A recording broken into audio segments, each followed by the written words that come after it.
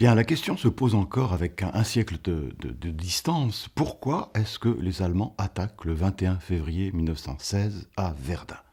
Pourquoi s'attaquent-ils à une des places fortes les plus puissantes de France? La question mérite encore aujourd'hui, bien entendu, d'être posée. Et plusieurs réponses peuvent être fournies. La réponse de l'époque des Allemands, c'est le fameux mémorandum de Noël de Falkenhayn qui affirme que l'armée allemande a voulu saigner à blanc l'armée française. Il s'agirait donc d'attaquer Verdun pour obliger les Français à consacrer énormément de troupes à la défense de la ville et à saigner à blanc, c'est-à-dire à faire le plus possible de pertes à l'armée française.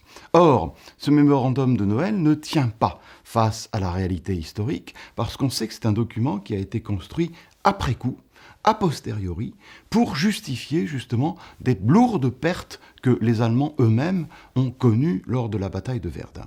Alors, plus sérieusement, on sait que la décision allemande est prise le 5 décembre 1915. Et s'ils choisissent Verdun, c'est après avoir hésité sur un certain nombre de lieux où ils pensaient pouvoir attaquer aussi. Ils ont hésité entre Amiens, Reims, Belfort, et ils choisissent Verdun. Alors, pourquoi Verdun, une fois de plus? Eh bien, il y a tout simplement une situation tactique et stratégique qui l'impose. La ville de Verdun et les forts de Verdun constituent véritablement un saillant, c'est-à-dire une pointe avancée dans le dispositif allemand.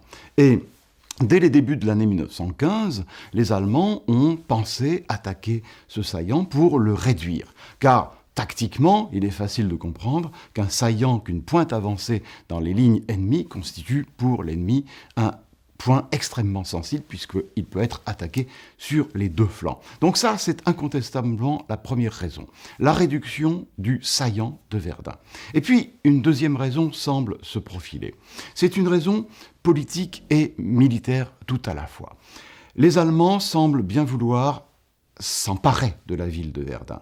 Et s'emparer de la ville de Verdun pour une raison politique. Déjà en 1916, des pourparlers de paix semblent possibles, et donc s'emparer de la ville de Verdun, ce serait arriver pour les Allemands à la table de négociation en position de force. Alors pour cela, il leur faut tenter le tout pour le tout sur la ligne des forts de Verdun.